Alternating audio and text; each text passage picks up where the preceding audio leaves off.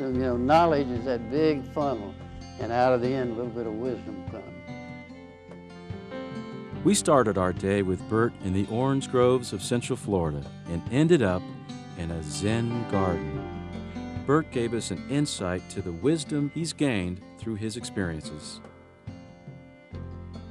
The 5 words that I say to manage myself are sense. First is you got to be awake. You got to be aware of what's around you and sense your environment. At the same time, you're sensing what's coming from memory. So the merger of senses, external and internal, is your first control. And then after that, you sort of make a list. After I've made my list, I got to make a choice. So I have to agree. I can't take her out because she's your wife. So I have to agree that I'll wait and see Barbara. That's right. But sometimes people make the wrong agreement and get in trouble. Exactly. But so you sense, you make your list, you agree, and then you do. And this works for me managing me. But then when you get 2 or more people involved in your life, you need a 5th word. With some people, they will agree to do something and then not do it. And then not do it. Yeah. So you have to have some way to reconcile, because if you say you're going to do something, I expect you to do it. That's what my daddy taught me. Exactly. And if you don't do it, I can't say the word on it. I'm unhappy. That's right. And you're That's right. Something else. So forgiveness is the ability to look at you and cancel those bad feelings I have because you didn't do what you said you were going to do. And Makes be able sense. to see you and not have to relive the bad feeling I had. So those 5 words are just talking points of how you manage yourself. What was the biggest obstacle you faced, and how did you persevere? Well, the biggest obstacle I face is myself.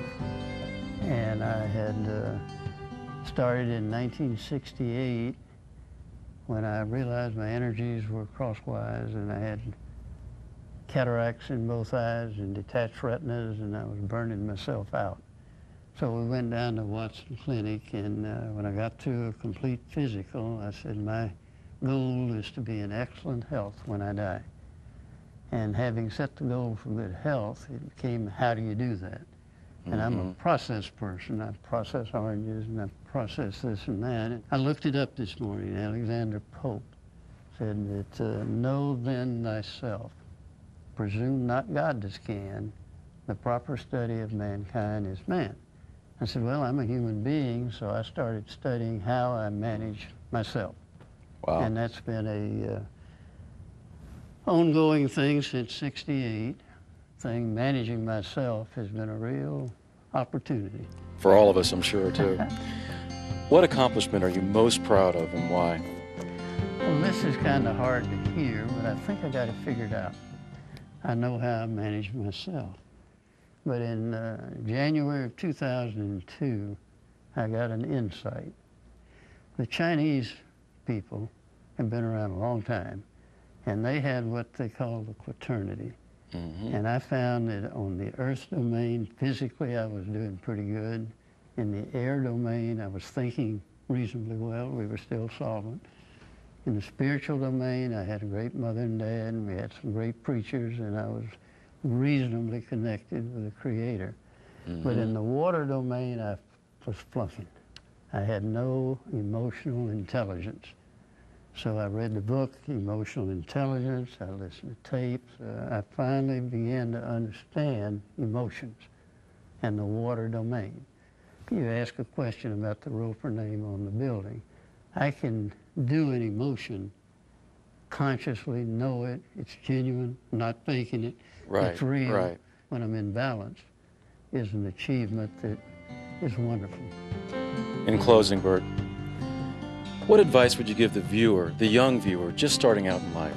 It can be in relation to business, or what's your #1 advice for our young viewers? I think the name of your program is part of that. There's the past, learn from the past. Whether it's books, reading, talking to old geezers like me, whatever.